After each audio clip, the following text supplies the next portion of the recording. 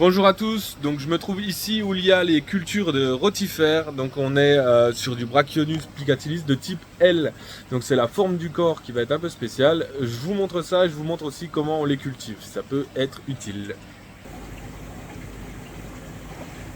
Alors, on ne voit pas grand chose, c'est vrai, les rotifères sont vraiment de toutes petites bestioles. Donc là on voit qu'il y a un ajout de solutions nutritives qui sont des algues marines. On ajoute des algues marines sur pompe doseuse toutes les 2 heures. Donc on va vraiment avoir un ajout régulier avec une oxygénation qui va créer du mouvement au milieu, une petite mousse qui va juste servir à protéger des bulles. Les rotifères sont assez fragiles.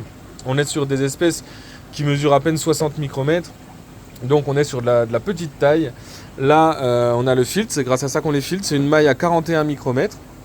Donc nous, tous les jours, on va compter le nombre de rotifères et on va essayer d'en garder 250 par millilitre. Donc 250 par millilitre, c'est vraiment très faible.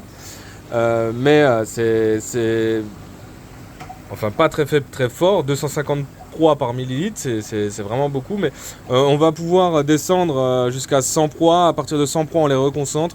Donc 100 rotifères par millilitre. Et on va être capable de monter jusqu'à 800, allez 750 maximum. Mais il ne faut pas trop les laisser augmenter. Ce serait pas bon. Donc on a ce qu'on appelle des femelles ovigères qui ont des œufs de rotifères. Et là, on a des éclosions. Nous, on va les nourrir directement avec une solution d'algues marines qu'on fabrique et qu'on garde au frigo. Donc on peut être sur du RG Complete aussi qui permet de faire ça. Là, on va directement oxygéner aussi les algues qui on garde à basse température et avec la pompe doseuse, on va injecter toutes les 2 heures. On change très régulièrement, c'est pour ça que tout est en double. On change très régulièrement les contenants, il faut que ce soit toujours stérile, propre. Et on ne fait pas ça dans la même salle que la salle d'algues ou la salle de proie.